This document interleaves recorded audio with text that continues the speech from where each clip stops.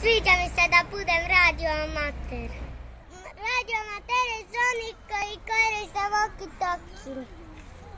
Radioamateri mogu čak i s walkie-talkijem do druge zemlje da pričaju.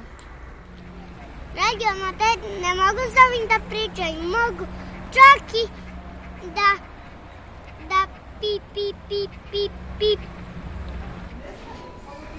Radioamaterima ne treba struja, jer walkie-talkie radu na bateriju. Radioamateri mogu da pomažu čak i kad su poplave, kad je tova svali veći od kuće. Poplave, ogromni, najveći zemljotres i običan zemljotres.